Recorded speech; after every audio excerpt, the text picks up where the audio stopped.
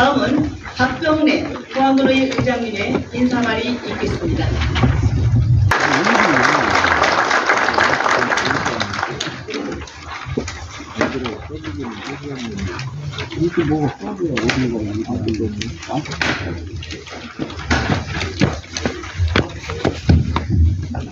예, 안녕하십니까. 보안부의 의장 박병래입니다. 오늘 전북 서남권 해상풍력 송전선로 건설 관련하여 군민 토론회에 참석해 주신 부안 군민 여러분께 진심으로 감사의 말씀 드립니다. 부안에서 생산된 전력이 지역 발전에 우선적으로 활용되지 않을 가능성, 그리고 송전탑이 환경과 주민 생활에 미칠 영향에 대한 우려의 목소리가 커지고 있습니다. 동시에 바람연금 제도와 같은 지원 정책이 지역 경제에 이바지할 수 있을 것이라는 긍정적인 효과를 기대하는 군민들도 계십니다. 이에 부안군의회는 군민의 뜻을 담아 지난해 10월 부안군의회에서는 송전탑 설치 계획의 전면 재검토를 요구하는 건의안을 채택한 바가 있습니다. 또한 올해 1월에는 전북 시군의 의장단 협의회에서도 송전선로 설치 반대 건의안을 채택한 바가 있습니다. 송전선로 건설의 경로와 방식은 단순한 기술적 문제가 아니라 지역 경제, 환경, 그리고 주민 생활에 직간접적으로 큰 영향을 미치는 중요한 사안입니다. 따라서 국민 여러분의 다양한 의견을 충분히 수렴하고 전문가와 관계기관과의 객관적인 정보를 공유하며 국민이 중심이 되는 해결 방안을 마련하는 것이 중요합니다. 오늘 토론회는 국민 여러분의 소중한 의견이 정책에 적극 반영될 수 있도록 마련된 자리입니다. 국민 여러분께서 주시는 의견 하나하나를 소중히 경청하겠으며 부안군의회는 국민의 뜻을 최우선으로 고려하여 앞으로의 방향을 함께 고민해 나가겠습니다. 다시 한번 참석해 주신 모든 분들께 감사드리며 오늘 이 자리가 의미 있는 시간이 되길 바랍니다. 마지막으로 아무리 좋은 정책이나 좋은 사업도 국민의 의견이 무시되는 사업은 좋은 사업은 아닙니다. 그걸 저희들은 잘 알고 있습니다. 감사합니다.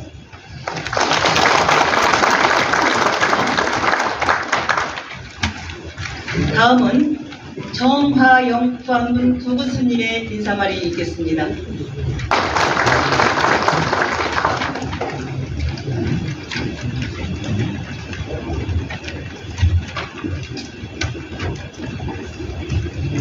존경하는 부안국민 여러분, 구군수 정화영입니다. 권익현 군수님께서 새만금 수변도시 관할구역 결정과 관련하여 우리 군 의견 발표를 위해 서울 출장을 가셔서 제가 대신하여 인사드리는 점 양해 말씀드립니다. 오늘 소중한 토론회 장을 마련해 주신 부안군 의회 박병래 의장님과 관계자 여러분께 깊은 감사의 말씀을 드립니다. 또한 바쁘신 와중에도 토론회에 함께해 주신 모든 국민 여러분께 진심으로 고맙다는 말씀을 드립니다. 또한 토론회를 위해 수고해 주신 좌장 부안군 의회 김원진 자치행정위원장님을 비롯하여 전문가 및 관계자 여러분께 감사의 말씀을 드립니다. 이 자리가 전북 서남권 해상풍력 사업 추진 관련 송전선로 건설에 대해 심도 깊은 토론회 장이 되었으면 합니다. 토론회가 성공적으로 마무리될 수 있도록 주민 여러분과 관계 전문가분들의 적극적인 참여와 건설적인 의견 개진을 부탁드립니다. 그리고 오늘 토론회가 전북 서남권 해상풍력 사업 추진을 위한 송전선로 건설의 필요성과 환경, 사회적 영향에 대한 정확한 사실관계를 공유하고 주민 여러분들의 의견을 경청하여 합리적인 해법을 찾는 자리가 되기를 바랍니다. 감사합니다.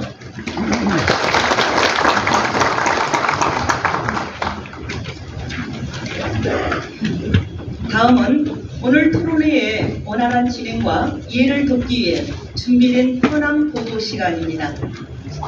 먼저 배주현 전북특별자치도 청정에너지수석과 과장님으로부터 전북 서남권 해상풍력발전단지 조성 추진 현황에 대한 보고가 있겠습니다. 네, 안녕하십니까. 전북특별자치도 청정에너지수석과장 배주현입니다. 귀한 자리에 함께할 수 있도록 해주셔서 진심으로 감사드립니다. 오늘 이 자리가 전북 서남권 해상풍력발전단지 조성 사업을 공유하고 함께 고민하고 고민하는 뜻깊은 자리가 되었으면 하는 바람입니다. 네, 그럼 지금부터 전북 서남권 해상풍력 발전단지 조성 사업 추진 현황에 대해 말씀드리도록 하겠습니다.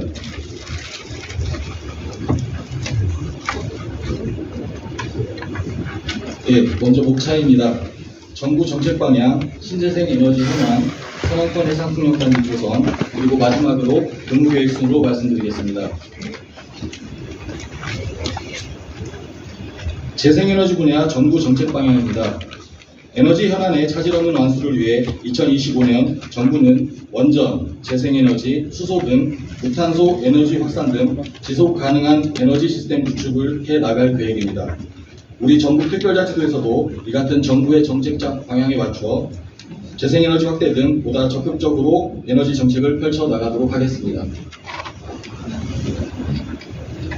다음은 우리 도의 신재생 에너지 현황입니다. 우리 도의 전력 자립률은 71.7%로 전국에서 11번째 수준으로 전력 자립률이 상대적으로 낮은 상황입니다. 이 말은 연간 우리 도에 사용하는 전력량이 도내에서 생산하는 전력량을 넘어서는 것으로 다른 지역에서 전력을 끌어와야 되는 상황입니다. 다만 낮은 전력 자립률에도 불구하고 재생에너지 발전량은 전국 1위 수준으로 태양광 발전이 전체 재생에너지의 56.5%를 차지하고 있습니다. 높은 재생에너지 비율에 만족하지 않고 전력 자립률 향상과 재생에너지 보급 확대를 위해 다양한 에너지 정책을 수립해서 추진해 나가고 있습니다. 네, 보시는 바와 같이 전북특별자치도에서는 신재생 에너지 클러스터 구축 등을 포함하여 서남권 해상풍력단지 조성, 수소도시 조성, 부안 신재생 에너지 단지를 포함한 에너지 산업 융복합단지 조성 등 다양한 재생에너지 정책을 추진하고 있습니다. 다음은 전북 서남권 해상풍력 발전단지 조성 현황에 대해 말씀드리겠습니다. 해상풍력 발전단지는 현재 한국해상풍력에서 운영하고 있는 60MW 규모의 실증단지와 함께 2030년까지 2.4GW 규모의 시범 확산단지를 조성하는 사업으로 사업의역 90% 이상이 부안해역에서 이루어지게 됩니다. 서남권 해상풍력 발전 사업은 2011년 11월 서남권 2.5GW 해상풍력 종합추진계획 발표를 시작으로 2020년 1월 60MW 실풍단지를 조성해 운영 중에 있으며 2019년 7월 서남권 해상풍력 민간협의회 1기가 출범한 이래 현재는 3기가 구성 운영되고 있습니다. 2020년 7월 전 문재인 대통령이 참석한 가운데 진행된 비전 선포식에서 해상풍력 사업 본격 추진을 위한 협약이 체결되었고 2021년 12월에 시범단지 400MW에 대해 집적과단지가 지정되었으며 지난해 3월에 양육점이 부안 변산으로 결정되었으며 이번 달에 확산단지 1GW에 대해 집적과단지를 추가로 지정받았습니다. 앞서 언급된 서남권 해상풍력 집적과단지 지정에 대하여 간략하게 말씀드리도록 하겠습니다. 집적과단지 지정 목적은 지자체 주도로 대규모 단지를 효율적으로 조성하고 주민 수용성을 확보하여 해상풍력 사업이 주민과 상생을 기반으로 추진되고 그 과정에서 발생해서 얻어지는 성과 일부를 지역사회에 다시 환원하는 데 있습니다. 집적과단지 지정 혜택으로는 신재생 에너지 공급 인증서 즉 REC 추가 가중치 최대 0.1 확보, 인허가 절차 간소화 및 주민 수용성을 높여 속도감 있게 사업 추진을 할 수 있는 강점이 있습니다.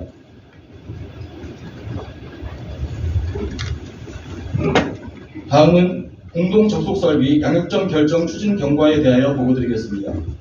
양육점 결정이 늦어질 경우 전체적인 해상풍력 사업 일정의 차질이 불가피함에 따라 전북자치도 주도로 부안군, 고창군, 한전, 한해풍 등과 해결 방안을 협의한 결과 지역 간 갈등을 해소하고 절차적 정당성, 투명성을 지닌 하부한 도출을 위해 민관 상생협의체를 구성하였습니다. 5차례 회의 진행 과정에서 찬반이 팽팽한 고창보다는 부안에서 우선 주민경청회를 2차례 진행하였으며 이후 상생협의체 최종 합의를 도출, 2023년 3월 민간협의회에서 의결을 통해 양육점을 결정하게 되었습니다.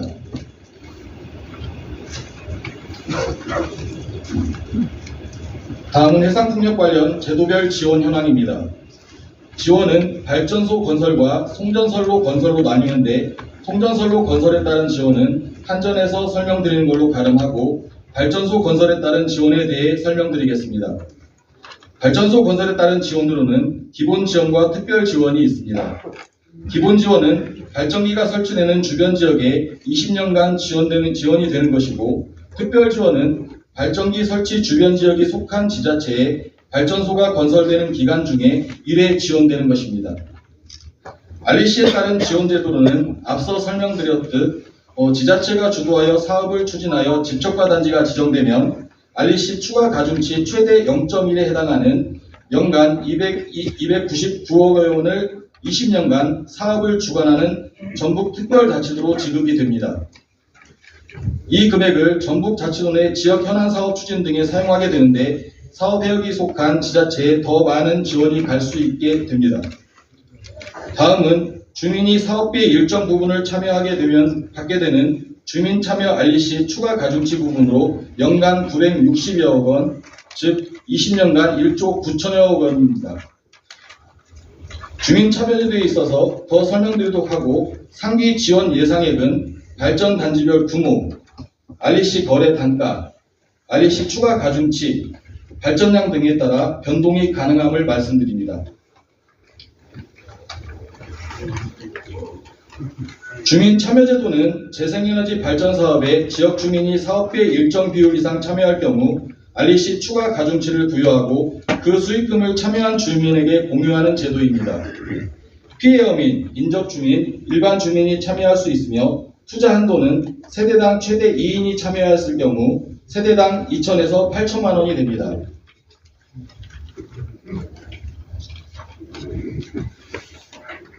여기서 중요한 점은 보이는 자료에서와 같이 2.4기가와트에 대한 총 공사비 약 14조 원에 대하여 주민이 공사비 4%인 약 5,600여억 원을 투자했을 경우 REC 추가 가중치 0.3을 받게 되는데, 주민 투자 방식이라고는 하나 주민이 직접 투자하는 것이 아니라 협동조합을 만든 후에 발전사에 투자하는 채권형 방식으로 진행을 하게 됩니다.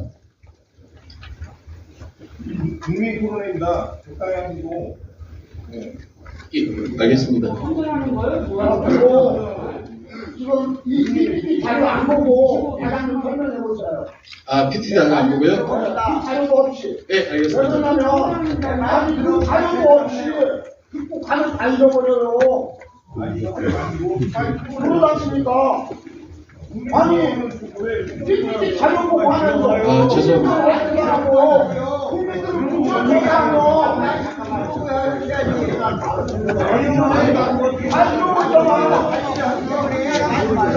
일단 죄송합니다. 예, 제가 빨리 끝내도록 하겠습니다. 지금 토론에 앞서서 현황 보고라고 저는 알고 있어서 지금 제가 보고 올라면 자료를 다 나눠줘야지. 자료도 없이 이거 집에 가서 다 잃어버리지. 당신이고 자료 보지 말고 해.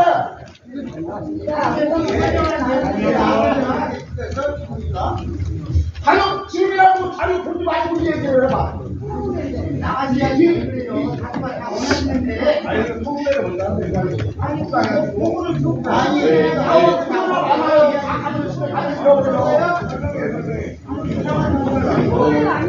오늘 순서에 현황 보고가 있고 토론회가 있어서 현황을 먼저 말씀드리고 그 다음에 토론이 이루어지는 걸로 제가 알고 있습니다. 그러니까 자료도 없이 어떤 말이요.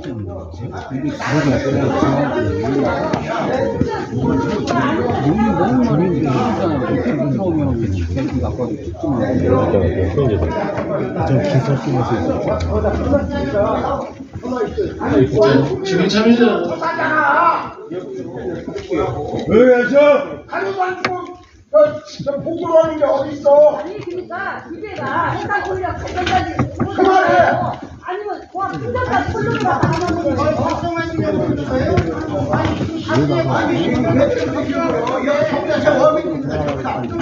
판단을 내리시면 엄마의 기준은 어디 있어라? 계시라고요. 이제 거의 다 끝났습니다. 네, 거의 다 끝났습니다. 끝나고 난 뒤에 뭐 말씀을 하셔야지. 아까 저희 REC 추가 가중치 수익 예상에 대해서 간단히 말씀드리겠습니다.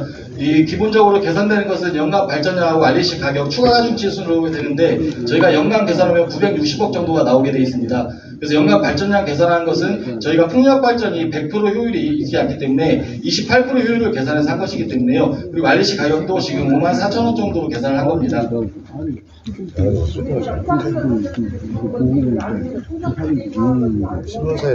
일단 해상풍력 발전단지 조성에 대해서 기대 효과에서 간단히 말씀드리면 일단 관련 법률에 따른 지역 이익 공유가 아까 말씀드렸던 추가 가중치 0.3부분이 있고 발주법에 의한 기본 특별 지원 그리고 송주법에 의한 지원이 있고 그다음에 10조간 단지 지정에 따른 또 추가 REC 0.1에 대한 지원이 있습니다. 그리고 물론 이제 건설이나 유지 관리를 이뤘던 신규 일자리 창출에 대한 효과도 있고 재생에너지 생태계 구조 지역 경제가 활성화에 따른 효과도 있습니다.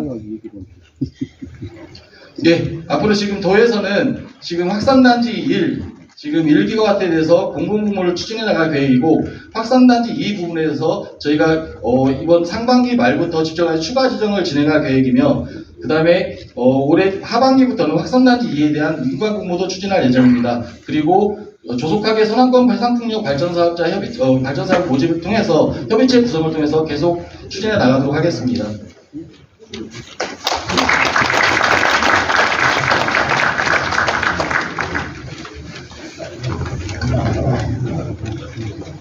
네, 다음은 김희원 한국전력공사 전북건설지사 해상풍력연계부 차장님께서 345kV 서남권 해상풍력 공동접속설비 건설 사업에 대하여 설명해 주시겠습니다.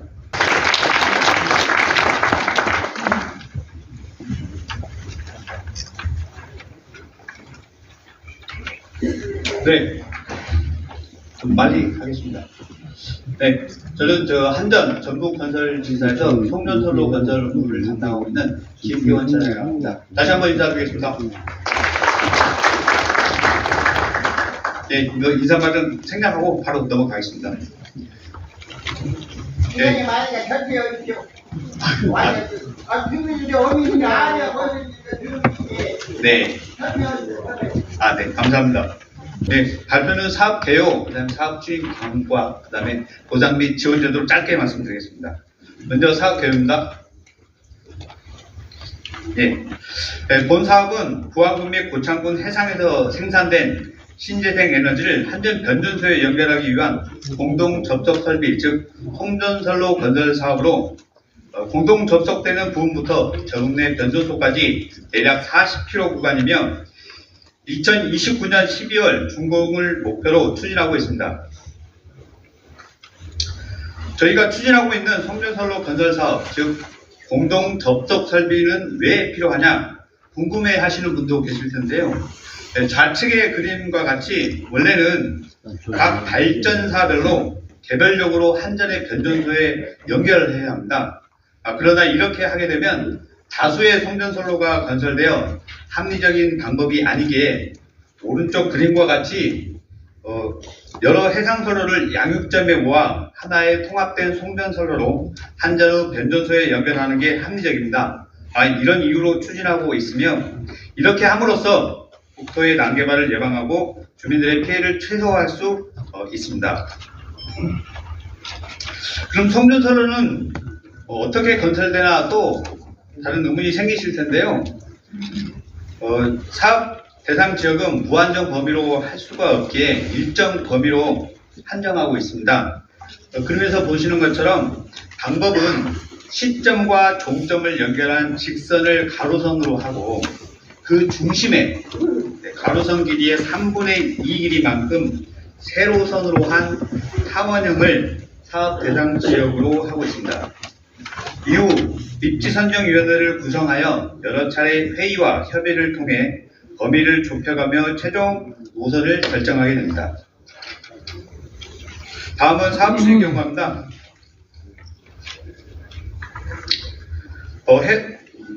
해상풍력 관련 사업은 2011년 정부의 서남의 해상풍력 종합계획을 시작으로 2020년 산업부, 전라북도, 부안군, 고창군, 그리고 한전 및 한국해양풍력 주식회사 간 업무협약 체결 후에 2020년 10월 산업부의 공동 접속 설비 건설 지시로 본격 진행되고 있습니다.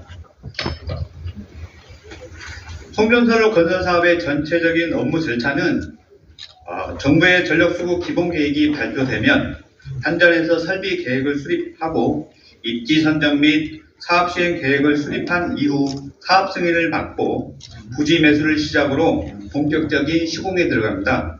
현재 본 사업은 전체 업무 중 초기 입지 선정 단계로 입지 선정위원회 구성 후 세 차례 회의를 통해 후보 경과 대역 선정이 진행되었습니다.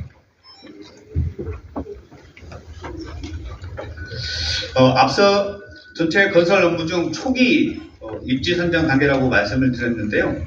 입지 선정은 어떻게 하는지 좀 더 자세히 말씀드리겠습니다. 입지 선정 방식은 과거에 한전에서 결정하던 방식과 달리 객관성과 투명성 확보를 위해 지역 주민분들께서 직접 참여하여 입지를 선정하는 주민 주도형 입지 선정 방식으로 개선하여 시행하고 있습니다. 이에 전체 주민들이 참여하여 시행하면 좋으나 현실적으로 어렵기에 주민분들의 의견을 대변할 수 있는 주민 대표를 지자체로부터 추천받아 입지선정위원으로 선정하여 시행하게 됩니다.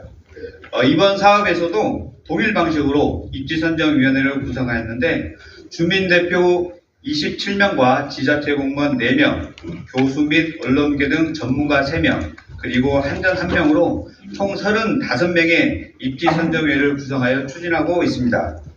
좀 전에 말씀드린 대로 세 차례 회의를 통해 후보 경과 대역까지 선정된 상태입니다. 사진에서 보시는 그림과 같이 붉게 표시된 부분이 후보 경과 대역입니다. 이는 입지선정위원회의 각 위원께서 여러 가지 평가 요소를 기준으로 도출된 광역대역을 종합한 것입니다.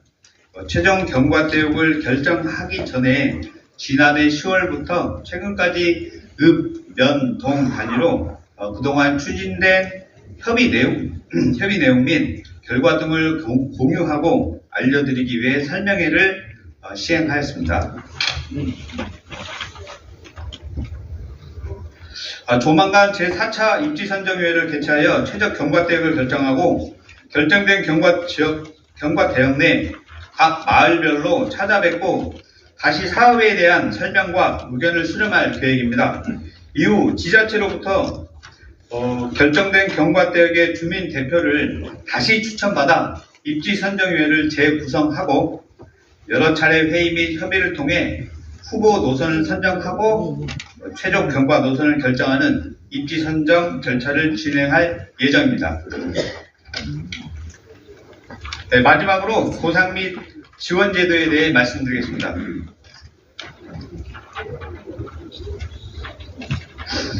송전선로 건설에 따른 보상 및 지원 제도는 크게 3가지가 있습니다. 첫째, 법적인 보상. 둘째, 건설 시 한전에서 하는 특별 지원 사업. 마지막으로 건설 후 법적 후속 지원 제도입니다. 먼저 법적 보상은 송전선로 사용 토지에 대한 직접 보상으로 철탑 부지는 감정가의 100%를, 전선이 지나가는 토지는 감정가의 30%를 보상하고 있으며 또한 송전선로와 이격거리에 있는 전선 최외곽 양측 13m 범위 내 토지 소유자에 대한 보상, 그리고 전선 최외곽 양측 60m 범위의 주택 매수, 주거 이전비 지원 등이 있습니다.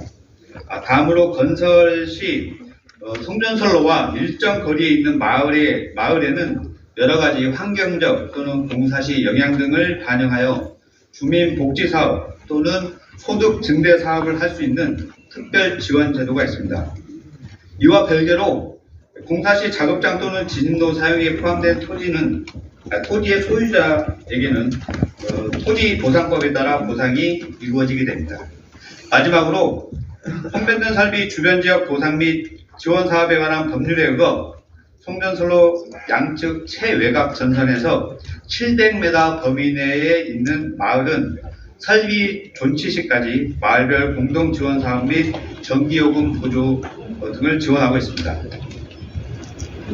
네, 시간관계상 상세히 설명을 드리지 못했는데요. 향후 마을별로 사업 설명회를 통해 좀 더 자세한 사항 말씀드리도록 하겠습니다. 두서없는 설명에 경청해 주신 주민 여러분께 감사드립니다. 이상으로 설명을 마치도록 하겠습니다. 감사합니다.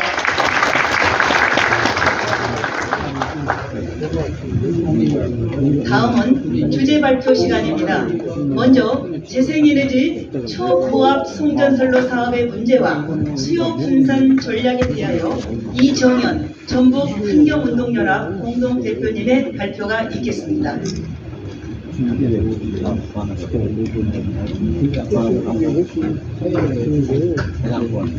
네, 반갑습니다. 시간이 워낙 짧게 10분을 얘기하라고 해서 난감합니다. 최근에 의제하고 지금 제가 어제 남원 다녀왔고요. 다음 주 상수군 의회 하고 있는데요. 지금 전주를 제외하고 전라북도 모든 시군이 밀린 방학숙제하듯이 여기저기서 송전탑 문제가 좀 터져나오고 있어서 아마 지역 주민들 그리고 의회에 계시는 분들이 관심을 많이 가지고 계시는데요. 저조차도 자료나 정보를 제대로 구할 수가 없습니다. 여러분 오늘 보신 설명의 자료 정도, 그 정도밖에 저도 볼 수가 없어서 이 제한된 정보, 역시 좀 밀실에서 추진되는 사업이라고 하는 부분들을 이렇게 느낄 수밖에 없을 것 같습니다. 뭐 저는 시민운동하고 있습니다만 에너지 시민연대라고 하는 에너지 단체, 그리고 고착 한미도안전 협의위원 이런 역할들을 하면서 에너지 문제에 관심을 좀 많이 가져왔습니다. 오늘 짧긴 한데요. 원래 저는 같이 강연하고 토론하는 자리로 알고 있는데 오늘 핵심만 간단하게 좀 내도록 하겠습니다. 저희가 이 라인이 그러니까 변산에서 정읍으로 가서 정읍으로 계룡으로 가는 신정읍 신계룡 라인입니다.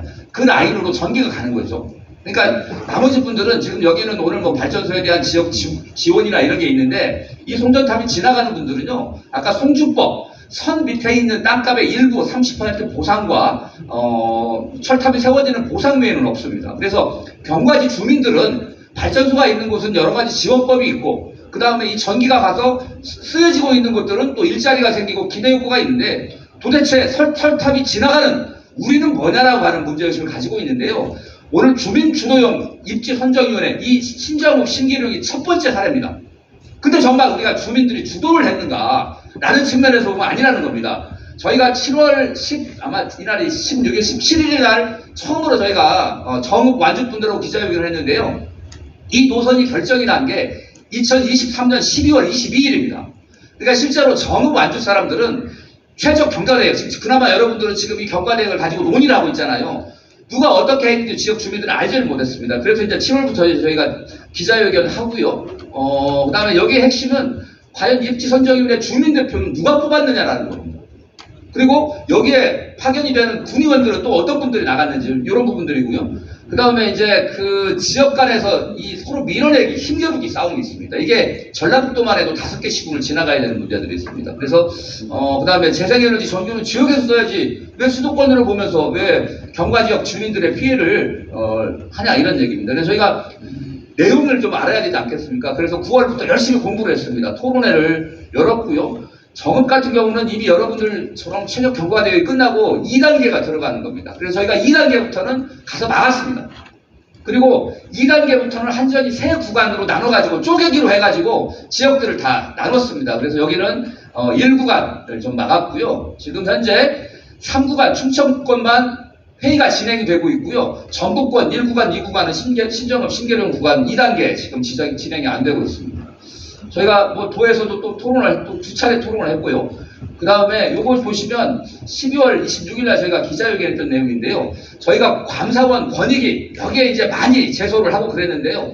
권익위에서 공무원 주민대표가 아니라 이게 주민 주도형이라고 했잖아요. 근데 진안에서 추천한 주민 중에 면장하고 부면장이 들어갑니다. 그리고 또 주민대표로 들어가야 되는데 선출직인 의원님이 들어가신 겁니다. 그래서 이게 주민주도형에 맞지 않다라고 권익위가 이런 의견을 냈습니다. 좀 그렇지만 선물이었고요. 요 내용으로 저희가 받았습니다. 그리고 이제 지금 우주에서도 지금 오고 있고요. 저희가 국회에서 최근에 전력망법 관련해가지고 해상풍력법, 국가전력망법, 고준협회물자 여기하고 연관이 되는 법들이잖아요. 저희가 하고 저희가 법안까지 만들어가지고 저희가 이제 국회 토론회를 했고요. 어제입니다. 어제 제가 금산 갔다 왔거든요. 그제 저희가 2월 18일날 판결을 받은 내용입니다. 저희가 신정읍 신계룡 구간에 1단계 입지선정위원회가 위법한 결정은 효력이 없다라고 하는 무효 청구 소송을 했습니다. 금산분들이 돈 3천만 원 냈고요. 저희 전북은 그냥 공동소송이다라고 이름만 올렸는데 그걸 하면서 12월에 했고요. 이것이 2단계가 진행이 되면 안 된다. 그래서 왜냐하면 1단계가 우리는 무효라고 생각을 하니까 2단계가 진행이 되면 안 된다라고 얘기를 했고 그게 법원에서 받아들여진 겁니다. 그래서 가처분을 인용을 했습니다. 물론 저희가 돈을 9천만 원 공탁을 하라고 해서 했습니다. 근데 이게 한전과 소송에서 거의 유일하게 이게 상황이고요. 본안 소송 가더라도 저희가 이길 겁니다. 핵심은 뭐냐면 주민설명회를 제대로 개최 안 했다 이런 겁니다. 오늘 아까 부안신문 보니까 뭐 했는지 안 했는지 모를 정도로 한 겁니다. 이건 안 한 겁니다. 두 번째, 사업구역 외나 아까 말한 대로 주민 대표성이 없는 분들이 참여했다라고 얘기를 하고 있습니다. 이게 이제 주민 주도형에 맞지가 않고 대전지방법원에서 주민들의 주장이 상당할 정도의 소명을 갖췄다 이렇게 나온 겁니다. 이렇게 놓고 봤을 때 법원의 판결을 놓고 보면 주민 주도형 입지선정위원회라고 하지만 사실상 기울어진 운동장에서 그 부정선수가 사실은 뛴 거잖아요. 그렇게 해서 이게 입지선정이 진행되는 과정들이 저희가 문제가 있다는 걸 법원이 좀 짚었다고 생각을 합니다. 지금 수도권도 문제입니다. 변전소 문제가 있고요. 그 다음에 강원도에 있는 석탄화력발전소가 태백산맥을 넘어서 수도권으로 전기를 보내야 하기 때문에 계속 문제가 되고 있습니다. 여기는 영광입니다. 영광은 똑같이 신안에서 8기가 원전 8기짜리의 전기를 지금 뭐 무안, 한평, 영광으로 해서 다시 장성으로 와서 정읍으로 만나가지고 또 계룡으로 보내는 라인이거든요. 영광은 군의회 군 할 거 없이 지금 똘똘 뭉쳐가지고 문제 제기를 하고 있고요. 한전 앞에서 집회를 하고 있습니다. 아마 똑같은 조건이라고 보시면 될 것 같습니다. 네, 일정 부분. 그러니까 전남으로 보면 그렇게 될 것 같습니다. 돼 있고요. 이 전기들은 대부분 지금 다 서울로 용인 반도체 클러스터로 가고 있다는 거 보시면 되고요. 지금 여기가 전력량입니다. 수도권에서 연간 필요한 게 40기가 정도 되는데요. 지금 발전량은 여기에 못 미치고 있습니다. 수도권이 대한민국 전기의 거의 절반 가까이를 쓰고 있습니다. 그리고 이제 저기 강원도 같은 경우는 보십시오. 수요는 얼마 안 되죠. 2%밖에 안 되는데 발전 비율은 10%가 많습니다. 그래서 그 해안가 지역에 소외되고 낙후된 지역들의 발전소가 지금 몰려있는 상황들입니다. 이런 상황들이 대부분 그렇게 해서 전기는 서울로 가고 있다는 거 보십니다. 핵심은 계속 이야기하고 있는 것 중에 하나입니다. 완주근 위원장님이 하시는 얘기입니다. 정확합니다. 발전소를 서울에 짓든가 기업이 내려오던가 이게 이제 지금 핵심입니다. 이게 그냥 하는 얘기가 아닙니다. 사실 우리 저기 부안에서 알리백 산업단지 김제 새만금에 하고 싶고 그러는데 현재 법으로는 알리백까지 못합니다. 분산에너지 활성화법이 되어야 전기망을 우리가 쓸 수 있어야 전기를 공급해 줄 거 아닙니까? 지금은 한전에도 REC 주고 한전에서 다 가져가는 거거든요. 그렇게 됩니다. 그래서 이 부분들이 있고요. 전력요금 차등제가 있어야 된다고 생각합니다. 송전탑 관련 현황 한번 보시면 저기 자료가 조금씩 다릅니다만 서울은 92%가 지중화가 되어 있습니다. 근데 충남 보십시오. 충남에 석탄화력발전소 다 몰려있지 않습니까? 당진, 태안, 송전탑 어마어마하게 많습니다. 숫자로도 그렇고요. 길이로도 그렇습니다. 이런 데들은 1.4%밖에 안 됩니다. 강원도도 2%가 안 됩니다. 전기를 만들어내고 그러면서 희생당하고 있는 지역이지만 그런 지역에 있어 송전탑의 지중화 비율은 매우 낮다. 그러나 수도 전기를 거의 절반 가까이 쓰는 서울은 지중화율이 92%, 어떤 자료에 보면 98%까지 나옵니다. 이렇게 되어 있고요. 뭐 간단한 영향들 시간 관계상 요거는 당진 교류력이라고 당진이 이제 석탄화력 발전소가 많기 때문에 송전 선로들이 상당히 있습니다. 여기에 관한 것들인데요. 영상은 시간 관계상 못 볼 것 같고요. 국제연구소에서는 이군 발화물질로 보고 있습니다. 이게 장기적이고 지속적으로 노출됐을 때 가능을 얘기합니다. 그러니까 송전탑은 우리가 드라이나 이런 거는 담임이나 이런 거는 잠깐 쓰는 거지만 송전탑이 세워지는 지구에서는 뭐 10시간 이상 지금 살 거고요. 밑에 있는 밭이 있다라고 하면은 노출 시간이 길어질 겁니다. 그리고 그 밑에 이제 학교라든지 어린이집이라든지 이런 게 있으면 또 달라지니까 그런 조건에 따라서 저런 3에서 4mHz 정도의 노출이 될 경우에도 이런 소화백혈병 발병률이 2배 이상 증가한다는 자료들이 있습니다. 예, 이게 이제 앞으로 한번 가보겠습니다. 이게 이제 당진시 교류리 쪽에서 암 환자들입니다. 제가 지난주에 서울에 장전마을하고 남원 내기마을 역학조사에 제가 참여를 했지 않습니까? 근데 지금은 주민들이 자그마한 석탄부터 시작해가지고 어떤 아스콘 공장이든 주변에 있으면 마을 주민들이 암 환자 자료를 뽑아옵니다. 이거 우리보건공단에서 물어보면 바로바로 나오거든요. 그래서 신빙성이 없는 데이터는 아니라고 보시면 될 것 같고요. 이런 사례들이 있습니다. 암 발병 사례들이 있고요. 요건 아까 화면에 나오는 건데요. 저기가 이제 그 송전탑 라인이 있고요. 옆에 투명 중이거나 사망 중인 분들이 이 노란별 빨간 표시가 되어 있는데 대부분 송전탑 500m 이내에 거주한 거주자 중에서의 환자 비율이 굉장히 높았다라는 내용이 설명이 되어 있고요. 뭐 이건 뭐 방전현상, 오로라 뭐 이런 현상이라고 얘기하는데 어쨌든 송전탑 아래에서 저절로 불이 켜지는 이런 장면들이 전자파의 문제를 얘기를 하고 있습니다. 변전도 주변에도 저렇게 암으로 사망한 환자들의 데이터들이 좀 있고요. 이게 이제 세계 주요 보건기구에서 이야기하는 겁니다. 장기적으로 지속적으로 노출될 경우 영유아, 어린이나 노약자들에게는 이런 암 질병이 늘어날 수 있다는 내용들을 정리를 해서 한 겁니다. 오늘 발표 자료 아마 이따가 보니까 WHO에서는 또 그렇지 않은 사례도 있다라고 얘기를 하고 있습니다. 근데 이게 역학조사 중에서 사람을 대상으로 하는 거, 동물을 대상으로 하는 연구가 조금씩 다릅니다. 그렇긴 하지만 저희들은 이게 불확실하지만 그래도 그럴 가능성이 있다라고 하면 우리가 이거를 미리 준비하고 예비해야 여기에 좀 대책을 세울 수 있지 않겠느냐라고 하는 사전주의 예방 원칙에 따라서 이 문제를 좀 봐야 될 것 같습니다. 그래서 좀 두렵고요. 그래서 해외는 이런 사전주의, 사전 예방주의 차원에서 학교 주변이라든지 그 다음에 병원이라든지 많은 사람들이 모이는 곳, 그 다음에 아까 말한 대로 이런 부분들은 별도의 기준을 정해서 국가가 관리하는 기준은 우리나라 같은 경우 833mg이지만 실제로 다른 나라도 높지만 이런 시설에 따라서 따로따로 적용을 해라 이렇게 얘기하고 있습니다. 궁금한 거 아까 선화지 밑에 보상한다고 얘기하는데요. 당진 충남에서는 하도 송전탑 문제가 많이 되니까 한국토지공법학회에 의뢰를 했습니다.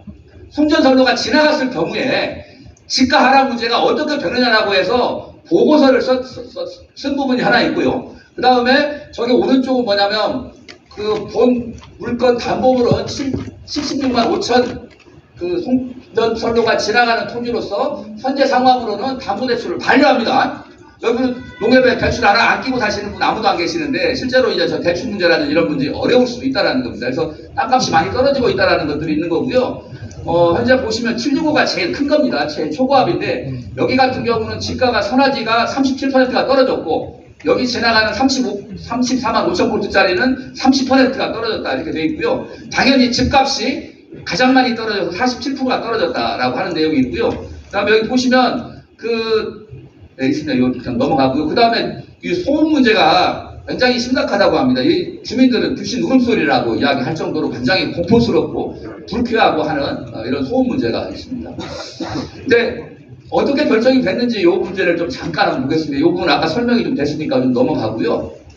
이게 정부의 그 주요 기관망이 있습니다. 이게 주요 기관 산업과 관련된 지도인데요. 이게 보시면 이게 부안 쪽에 있는 라인입니다. 완주나 정읍에 비해서는 송전탑이 상대적으로 좀 적고요. 저기 점점으로 되어 있는 것들이 태양광 발전소 위치라고 보시면 됩니다. 제가 한번 찾아봤는데 정읍 쪽에 지금 태양광 발전소가 숫자가 상당히 많습니다. 근데 사실 지금 태양광 하시는 분들이 저희한테 송전탑 반대하면 야 니네 때문에 우리 태양광도 하고 우리도 먹고 살아야 되는데 어려운데 송전탑 좀 하게 해줘 그렇게 얘기합니다. 근데 제가 분명히 말씀드립니다. 이 안에서 송전선로 지금 출력 제한 걸려 있잖아요. 이 문제 해결하는 거하고 34만 5천 볼트짜리 송전탑하고는 아무 상관이 없습니다.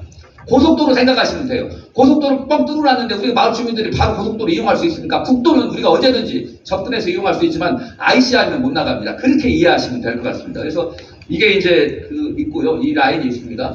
여기는 저도 이제 이 결정 과정을 한번 살짝 좀 더 보겠습니다. 이 과정 넘어가고요. 이거 아까 설명했으니까 넘어가겠습니다. 이것도 넘어가고요. 이게 한전에서 2022년도에 양육점에 관한 내용입니다. 1안 고창이고요. 2안이 부안이고 3안이 둔산으로 되어 있습니다. 한전은 1안으로 이미 결정한 상태였습니다. 근데 아까 말씀드린 대로 고창하고 고창 대책위에서 이걸 반대해가지고 이걸 결정을 못하고 있는 상황이었고요.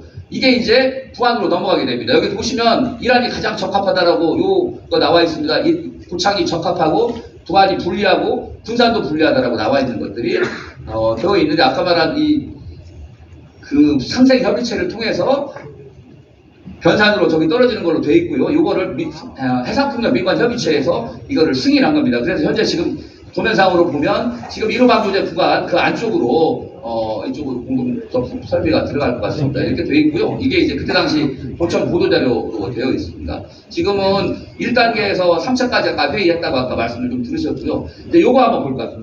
이게 시점과 종점을 누가 정했느냐에 따라 가지고 사실은 판가름이 나는 겁니다. 주민 주도형 선로를 결정한다고 보면 시작과 끝을 우리가 정할 수 있어야 되거든요. 이게 이제 핵심이라고 보시면 되는데 여러 가지 조건들을 여기다 걸어놓고 조사를 합니다. 어떻게 하냐? 뭐 심각하게 토론하고 뭐 하는 게 아니고요. 체크 하다가 저렇게 해가지고 뽑아냅니다. 그래서 정읍 같은 경우는 1단계 하신 분들이 난 사실 우리 동네 좀 막아보려고 어떻게 막 하고 갔는데 그냥 체크 하다 보니까 결론이 이렇게 나와버려가지고 내가 참 할 말이 없다. 미안하다. 이제 이런 말씀도 하셨습니다. 시점과 종점이 결정되면 대부분의 안들이 여기가 비슷비슷합니다.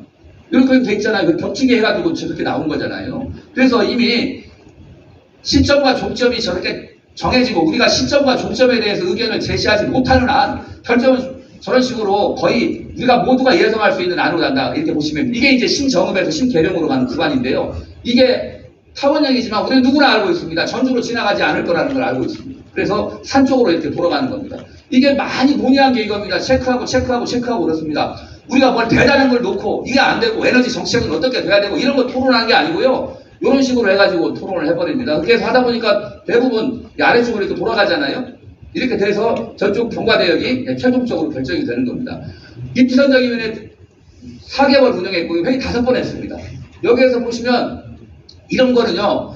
실제 100% 여기서 다 동의하고 박수치고 끝내도 돌아가면 나는 그런 말 한 적 없어. 그렇게 나오는 게 보통의 우리 합의지 않습니까? 그래서 설득하고 또 합의하고 해야 되는데 여기 보시면 이 구간은 완주하고 진안하고 붙었어요. 이게 지역갈등, 힘겨루기 밀어내기로 지역갈등 부추깁니다. 여기서는 면끼리 아마 그렇게 될 거고 리끼리 아마 밀어내기 싸움이 될 수도 있는 겁니다. 그래서 이게 정말 잘해야 되는 건데요.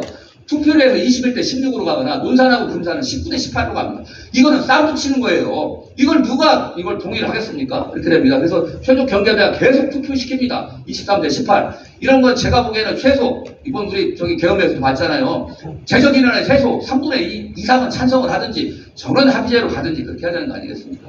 이런 문제들이 좀 있다라는 거 말씀드리고요. 어쨌든 주민주도 입지선정위라고 하지만 지금은 정읍은 2단계 정읍 완주는 지금 위원회에 참여를 안 하고 있습니다. 완주는 아예 위원 추천을 안 하고 있습니다.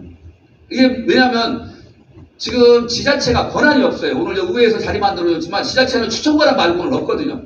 그래서 지자체가 행사할 수 있는 건 유일하게 그건데 그걸로 이제 문제 제기를 좀 하고 있다고 보시면 될 것 같습니다. 근데 이걸 안 하게 되면 보통 한전주도 입지선정위원회를 또 만들고 입지선정위원회를 외부 위탁하고 중재위원회 입지선정 심의 상정하고 그리고 5번째 가서야 한전이 자체적으로 일하는데 이런 것들을 거의 안 하고 넘어가는 경우들이 많습니다. 이렇게 돼 있고요. 그래서 저희가 얘기하는 거는 기본적으로 그 시점과 종점부를 같이 지자체랑 같이 협의할 수 있는 구조가 돼야 되겠다. 여기서는 지금 양육점이라고 보시면 되잖아요. 근데 이 양육점에서의 가장 큰 문제는 양육점을 주로 결정한 사람들이 해상풍력 발전단지가 있는 어민들 중심으로 결정이 됐던 거고요. 그때 당시에 이 송전탑이 지나가는 선로가 지나가는 이 평야지대의 주민들하고 함께 논의를 했더라면 오늘이 상당히 더 부드러웠을 건데 좀 그게 좀 빠져있는 게 문제고요. 두 번째는 정보 공개입니다. 아까 말한 대로 저도 여기서 설명하는 자료 이상을 받을 수가 없습니다. 정보를 알 수가 없기 때문에 사전에 알려지지도 않고요. 그러다 보니까 뭐 설명이나 이런 것들도 굉장히 형식적으로 진행이 되고 주민 주도형인데도 불구하고 거의 뭐 홍보도 안 하다가 최근에 다 홍보가 되는 부분들이 있습니다. 그리고 주민 참여들이 그냥 이런 선호도조사 체크 이런 지표조사들은 잘 알지 못합니다. 우리 바쁘게 하도 정말 땀 흘려가지고 일하고 들일하고 바다일 하는 분들이 어떻게 그걸 다 이해를 하겠습니까? 그래서 굉장히 주민들이 이해하기 쉽게 이렇게 만들어야 된다는 거 그런 거 말씀을 드리고요. 현재 저게 도로계획입니다. 제가 한번 비교를 한번 해봤는데요. 우리나라 계획은 전력수급 기본계획만 정부가 짜고요. 그 다음에 나머지는 다 한전이 합니다. 한전이 거의 국가를 대행하고 거의 법을 만들다시피 전력영향평가 기준이라는 것들을 많이 만들어냅니다. 그래서 이번에 뭐 국가전력방법도 만들었지만 한전의 어떤 독점적 권한이라든지 이런 부분들이 상당히 많아가지고 이거 풀기가 굉장히 어렵습니다. 그래서 저희가 2단계를 하려면 그 정읍 같은 경우 정읍 완주 주민들은 이 정도로 제한을 먼저 했습니다. 지중화망 확대 구축에 대한 안들을 분명하게 내라. 두 번째는 해상 연결 HVDC라고 하는 거 지금 한전이 보면 HVDC가 새로운 먹거리거든요. 그 라인을 하겠다고 합니다. HWC 해가지고 수도권으로 보내라. 뭐 이런 거 그 전력계획에 있으니까 한번 해봐라 이런 거고요. 그 다음에 두 번째는 알리백. 여기도 지금 7-109, 209 지금 달라고 하잖아요. 알리백 단지 만든다고. 근데 얘기하는데 알리백 단지 만들면 뭐합니까? 전기를 우리가 여기서 방을 갖춰가지고 우리가 쓸 수 있는 권한이 있어야 되는데, 그래서 서울로 보내지 말고 우리 지역 새만금에 알리백 산단할 수 있도록 이렇게 만들어라. 법적인 근거는 부산에너지 활성화 특별법이 있으니 그거를 개정해서 만들어라 이거고요. 1단계 임시선정위원회 이거 지금 법원 통해 가지고 저희가 좀 자료를 받았습니다. 그래서 이게 위법하다라는 거 발표했고요. 그냥 회의록도 안 줍니다. 요즘 이렇게 중요한 걸 때는 오늘 카메라들이 전주에서 공청회 하잖아요. 카메라가 상시간 녹화하고요. 녹화 파일까지 해가지고 홈페이지에 올려놓습니다. 회의록은 기본이고요. 근데 이런 것들도 안 합니다. 이게 어떻게 주민 주도형이고 투명한 임시선정이라고 하겠습니까? 그래서 이런 내용들이 반영이 안 되면 2차 임시선정에 참여 못한다라는 게 이제 저희들 입장이고요. 저희 이제 대안 문제는 간단하게 말씀드리겠습니다. 지금 제가 좀 길게 해서 죄송합니다. 이제 마지막이니까요. 예.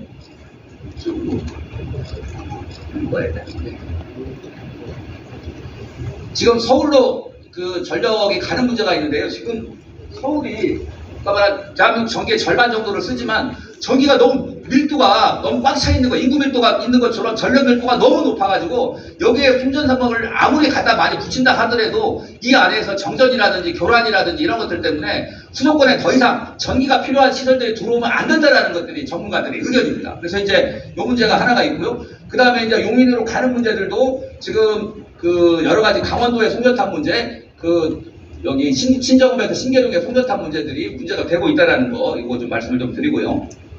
네. 지금 대안으로는 최근에 이거는 제가 얘기한 게 아니고요. 건설안전학회장이 얘기한 겁니다. 이건 결국은 도로와 같은 망을 만드는 거기 때문에 고속도로나 철도의 접도구역을 해서 기본적으로 같이 깔아야 된다. 지금같이 이 전기가 없으면 세상이 멈춰버리는 시기에 송전탑을 이렇게 노출되면 테러의 위험이 있는 것도 있고요. 경관상으로도 그렇고 안전하게 관리해야 되고 전자파도 일부라도 좀 줄일 수 있는 측면에서 요거 안들이 좀 제공이 되고 있고요. 예. 그 다음에 예. 이렇게 돼 있고요. 넘어가겠습니다. 두 번째는 지금 삼성하고 하이닉스의 반도체 약 480조 원짜리 사업들이 좀 진행이 되고 있는데요. 아까 말한 대로 이미 수도권에 그 전력이 너무 과밀하고 그렇기 때문에 정전의 우려가 커져가고 있는데 실제로 8차선 송전탑을 만들면 사용할 수 있는 게 2차선밖에 안 됩니다. 사고 날까봐. 그렇게 이해하면 되는데요. 수도권의 전력 수요가 계속 늘어나고 있는 상황에서 또 LNG 발전소를 또 3기가와트를 또 짓고 강원도에서 석탄 가져오는 거는 기후위기에 대응하는 탄소 중립에 맞지 않는 사업이거든요. 그래서 안 된다라는 거고요. 그 다음에 지금 경기도에서 지난번 용인 반도체 반대대책위가 만들어졌습니다. 이분들도 송전탑이라든지 여기 개발되는 것들을 원치 않는 거죠. 다 많지는 않지만 경기도도 알리백을 해야 되는데 왜 우리를 경기도를 알리백 못하게 이런 화석연료라든지 가스발전소를 짓느냐 이런 문제 제기를 좀 하고 있습니다. 데이터 센터가 수도권에 많이 들어오는데요. 데이터 센터가 대부분 서울로 갑니다. 지금 SK 데이터 센터 새만금으로 오기로 했는데 재생에너지가 안 돼가지고 못 오고 있지 않습니까? 이것들은 수도권으로 전체 550개 정도가 예상이 되어 있는데요. 이대로 가면 너무 전력이 많이 필요합니다. 이게 내려오든가 해야 되는데요.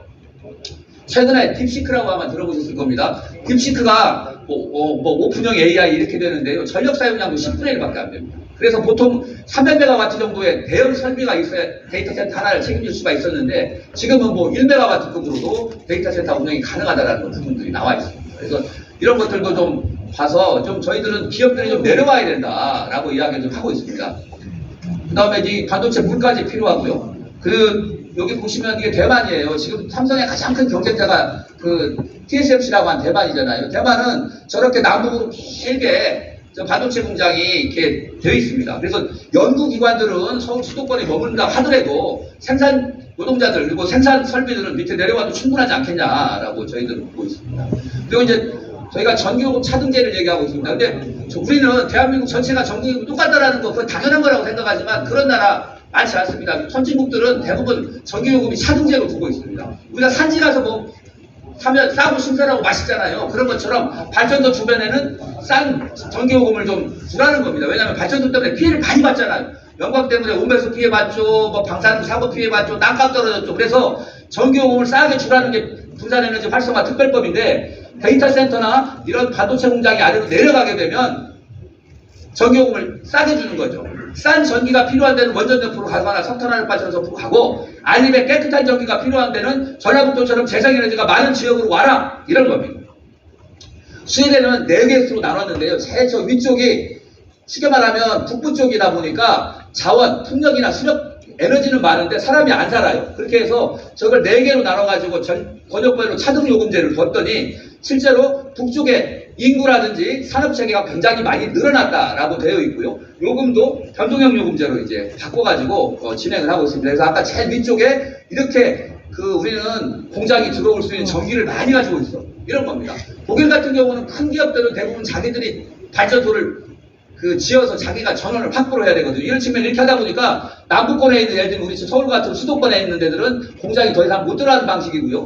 전력이 풍부하고 개발이 덜 된 데 같은 경우는 저렇게 많이 돼서 균형 발전이 이루어지고 있고 더불어서 재생에너지가 상당히 많이 늘어났습니다. 지금 보시면 특히나 이제 풍력 발전의 비율이 상당히 높아지고 있다는 거 보시면 될 것 같습니다. 그 다음에 이제 마지막입니다. 그래서 저희가 이게 탄소 중립이라든지 이런 부분들이 되면 아까 말한 대로 지역에서 좀 써야 된다라는 부분들인 거고요. 그 다음에 아래쪽은 이거 어떻게 대안이 뭐냐라고 얘기하면 한빛 1, 2호기 여기 원전 방사선 계획구역 안에 포함이 되어 있는 곳들 있잖아요. 검소 여기 같은 경우도 1, 2호기 수명 연장 하면 됩니다. 그러면 남쪽에서 신안에서 하는 8기가 내지는 여기 오늘 2.4기가 정도 한빛 1, 2호기 필요하면 안전하잖아요. 40년 뺐습니다.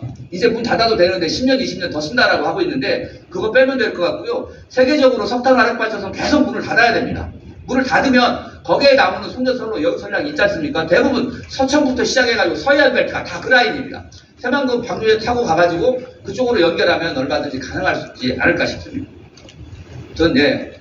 그리고 어쨌든 우리 지역은 이런 에너지 자원들이 많으니까 아까 말한 알리백이든 군산에너지 특화단지든 이런 것들을 통해서 저희가 부안 같은 경우도 도에서는 재생에너지 테마파크와 연계한 군산에너지 체험 특구 이런 개념으로 좀 가져가면 좋겠다 이런 말씀드립니다. 이상입니다.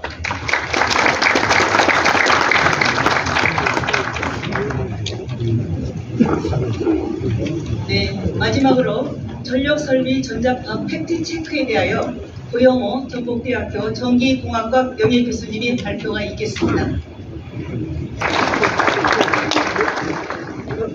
네, 안녕하십니까. 저는 전북대학교 전기공학과의 명예교수로 있는 고영호입니다. 오늘 여기 부안군에 와보니까 열기가 정말 엄청 뜨겁네요. 그래서 앞에서 발표하신 분이 지금 상당히 많이 발표를 하셔서 시간도 많이 흘렀기 때문에 저는 짧게 발표하도록 하겠습니다. 내용은 여러분들이 들으시기에 조금 어려운 내용을 준비했습니다. 그래서 조금 이제 마음을 진정하시고 토론으로 들어가시라고 조금 어려운 내용을 쉽게 설명을 해보도록 하겠습니다. 제 제목이 전력설비 전자파의 팩트체크, 요즘에 팩트체크라는 말이 많이 나오잖아요. 그래서 사실 전자파에 대해서 한번 올바르게 이해를 해보는 게 어떨까라는 생각이 들어서 제가 이 준비를 했습니다. 저는 대학원에서부터 한 30여 년 전기공학과에 근무하면서 주로 전자파 해석 그리고 안테나 설계, 무선 충전 이런 분야를 주로 연구를 해왔습니다. 우리가 이제 전자파 얘기를 많이 하는데요. 전자파가 도대체 어떻게 구성이 되는 건지 이 정도는 알고 이 얘기를 하면 좀 좋을 것 같습니다. 여기 나와 있는 대로 전자파라고 하는 게 전개와 자개의 두 가지 성분으로 구성된 파동이라고 그랬어요. 전개하면 전기장, 앞에 자료에서는 전기장으로 표시가 됐더라고요. 전기장, 자개는 자기장. 우리가 흔히 전기장, 자기장이라는 말을 많이 들었을 거예요. 이 전기장, 자기장을 합쳐서 전자개 또는 전자장이라고 합니다.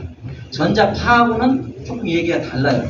전자파는 구면파, 수면파 하듯이 하나의 파동입니다. 이건 전달되어가는 파동이고, 전자계라고 하는 것은 그 주변에 어떤 전기적인 힘, 자기적인 힘이 작용하고 있는 상태나 공간을 말해요. 그러니까 전자파하고 전자계하고는 좀 많이 다릅니다. 근데 이제 일반 기사라든지 보도자료, 자료에 보면은 좀 혼용돼서 현재 사용이 되고 있고, 여러분들이 오늘 이 시간을 통해서 아주 간단한 한두 가지만 좀 이해를 하시면 앞으로 그 기사를 읽으시는데 굉장히 도움이 될 것 같습니다.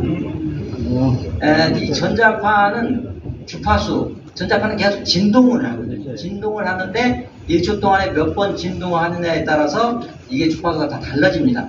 지금 우리 사용하고 있는 이런 전기의 경우에 1초 동안에 60번 진동을 하죠. 60번 진동해서 60Hz라고 보통 얘기를 하지 않습니까? 근데 이게 주파수에 따라서 성질이 완전히 달라집니다. 그 부분을 좀 이해를 하셔야 돼요.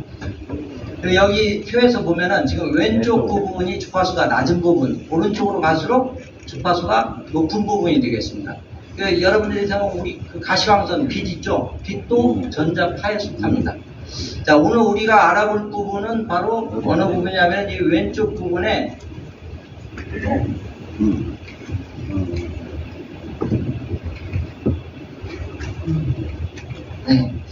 왼쪽 부분에 300Hz 이하 부분, 이 부분이 저희 이제 관심 대상이 되겠습니다. 이 부분을 우리가 극저주파라고 보통 얘기를 합니다. 극저주파. 이 극저주파하고 그 다음에 있는 뭐 라디오파라든지 마이크로파, 적외선, 가시광선, 여기까지는 주파수가 이제 쭉 올라가는 거예요. 우리 여러분들 지금 가지고 계시는 휴대폰에서는 보면은 한 1GHz 정도. 1GHz면 엄청 높은 주파수입니다. 그다음에 와이파이 2.45GHz.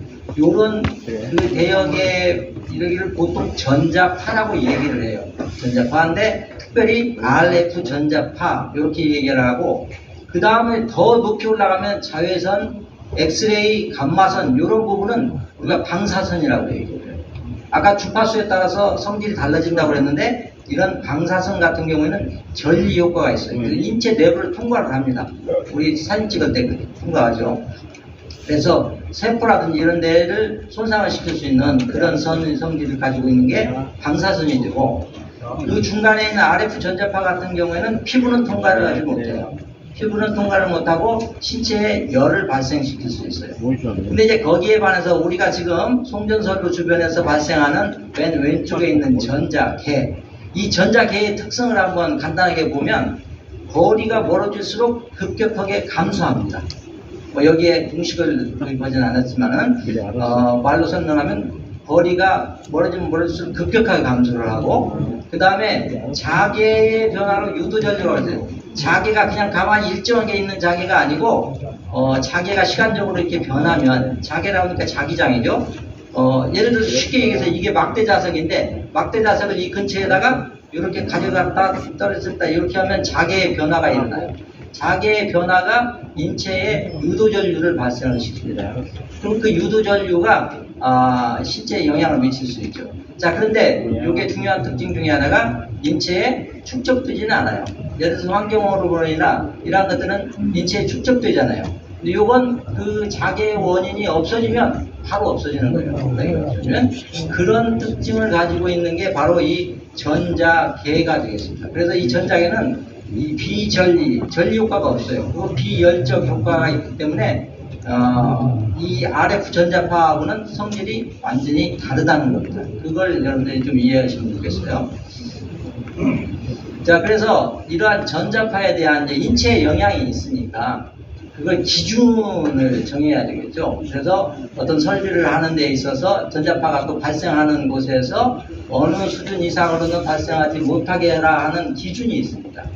그런 기준을 어디에서 정하냐 하면 세계적으로는 국제기구가 있는데 이 밑에 지금 ICNIRP라고 하는 게 있죠. 이 ICNIRP가 국제 비전리 방사선 보호위원회라는 기구입니다.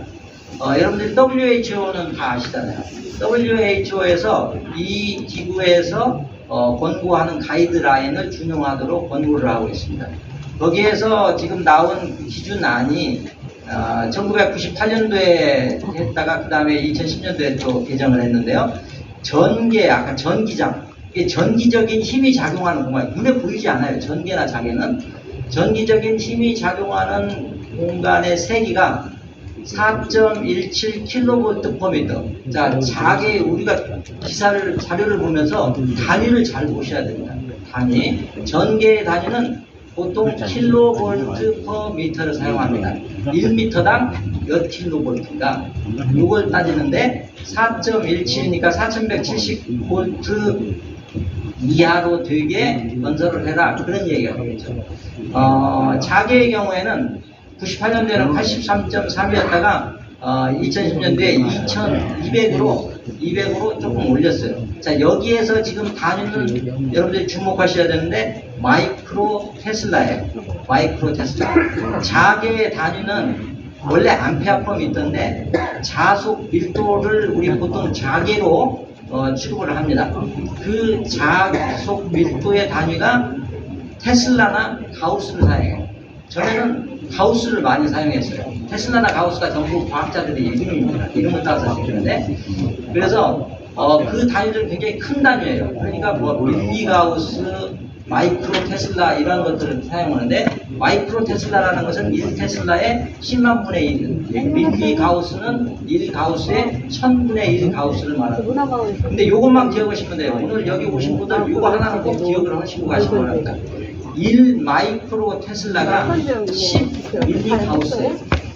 이게 숫자만 보고 어우 크네 이렇게 놀라실 필요 없다는 거예요. 1 마이크로 테슬라가 10 밀리가우스예요.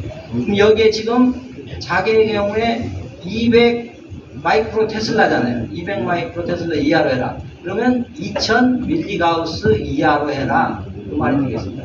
그럼 이건 세계에서 ICNIRP에서 권하는 거고요. 우리나라 같은 경우도 여기에 따라서 좀 더 기준을 높게 책정을 했습니다. 좀 더 엄격하게 책정을 해서 전개의 경우에는 3.5kV/m, 자개의 경우에는 83.3 마이크로 테슬라 이하로 되게 해라 하는 그런 기준을 설정을 해서 지금 지키고 있고요. 그래서 다른 해외 국가의 기준을 보면 미국이나 캐나다 같은 경우에는 국가에서 따로 지정한 기준이 아직 없습니다. 없고 일본 같은 경우가 200, 영국이나 스위스, 네덜란드 이런 쪽이 일반 경우에는 100을 하고 있는데 여기에서 이제 아까 자료에도 잠깐 이게 지나가는 것 같던데 저기 민감장소라고 하는 게 있습니다. 여기 부분에 대해서 좀 살펴보면 민감장소의 경우 스위스의 경우에 1 마이크로 테슬라 그러니까 10 밀리가우스죠. 10 밀리가우스 이하로 일반 장소에서는 100 마이크로 테슬라니까 100분의 1이니까 굉장히 높은 엄격한 거죠. 이건 왜 이렇게 했냐 하면 민감장소라는 데가 어디냐 하면은 장시간 동안 규칙적으로 사람들이 위하여 사용하는 건물의 방 또는 지역개발법에서 시설이나 공설의 놀이터, 그러니까 어린이들이 거주하는 이런 데는 굉장히 민감한 장소니까 여기에 대해서는 기준을 더 높게 해서 적용해라 라고 하는 거 있고 네덜란드 같은 경우는 더 낮아요. 0.4 마이크로 민간 민용 장소에 0.4 마이크로 테슬라 그러니까 4밀리가우스 앞에서 4밀리가우스 기사를 읽다 보시면은 4밀리가우스가 많이 나오는데 그거에 관련된 게 바로 이 법안이 되겠습니다. 그래서 2005년도 그리고 2002년도에 스위스와 네덜란드에서는 민감 장소에 한해서 굉장히 높은 기준을 적용을 하고 있는데 이것도 스위스의 경우에 보면은 예외 조건이 많이 있습니다. 열심히 노력해서 저감하되 너무 비싸거나 이게 실현이 불가능하다 하는 건 예외로 한다는 그런 예외 조항도 물론 두고 있습니다. 근데 요거는 스위스나 네덜란드의 경우 어떤 과학적인 근거를 가지고 이 기준을 정한 건 아니고 어떤 사회적 합의에 의해서 도출한 그런 근거입니다. 자, 그러면은 여러분들이 궁금하신 송전선로에서 평균 전자파 측정값 지금 빨간 선 안에 들어가 있었는데 3, 4호 같은 경우에 바로 밑에서는 1.53 정도 1.53 마이크로 테슬라니까 아까 자기 기준이 83.3이었잖아요. 그래서 그거보다는 한 1% 정도밖에 안 나오고 있습니다. 이건 실제 측정값입니다. 한전에서 측정값이고 변전수 같은 경우에도 3, 4호 같은 경우에 0.68로 0.8%밖에 안 되는 그런 전자파가 나오고 있는 것을 알 수가 있습니다. 자, 이제 마지막으로 정리하면서 그리고 우리 생활 주변에서 전기가 들어오는 곳에서는 모든 곳에서 전자파가 나옵니다. 그걸 한번 살펴보면 대표적으로 우리 전기장판 요즘에 추우니까 많이 사용하는데 전기장판 같은 경우에 0.5 마이크로, 그 다음에 헤어드라이기 같은 게 굉장히 많이 나와요. 3.8 정도. 그 다음에 전기 오븐 같은 게 제일 많이 나오는데 5.6 정도. 우리 생활에서도 송전선로 밑에서 나오는, 바로 밑에서 나오는 전자파보다 훨씬 많은 전자파들이 지금 우리 주변에 많이 돌아다니고 있어요. 자, 그래서 좀 알기 쉽게 비교해 놓으면 전자레인지나 헤어드라이기 요거보다 송전선로나 변전소에서 밑에서가 훨씬 더 적은 전자파가 나오고 있다는 걸 알고 있을 것 같아요. 자, 이제 마지막으로 그러면 이 전자파에 대해서 국내 연구 결과가 없냐? 있습니다. 지금 한 3건 정도 제가 봤는데요. 이 중에서 보면은 2002년부터 시작해가지고 한 6년간 한 서울대에서 했는데 송전선 전자계 노출과 소암 발병과는 관련성이 없다. 이게 어떤 보도에서 보면 또 외국 79년대에 나온 거 보면은 소암 발병률과 관계가 있다. 이렇게 나오는데 그 뒤에 보면은 또 단서들이 좀 많이 있어요. 그래서 그 부분에 대해서 정확하게 우리가 이해를 좀 더 폭넓게 해야 된다는 것을 말씀드리고 싶습니다. 그 뒤에 울산대에서도 한 것도 암 발생 관련한 연관성이 관찰되지 않는다. 대부분 국내에서 한 연구에 대해서는 관계가 없다는 연구가 많이 주로 발표되고 있습니다. 그래서 여러분들이 오늘 제 발표를 통해서 들은 내용을 듣고 기사를 참고하시면 좀 더 그동안 막연히 불안했던 그런 부분들이 좀 더 해소될 수 있지 않을까 생각합니다. 자, 제 발표 마치도록 하겠습니다.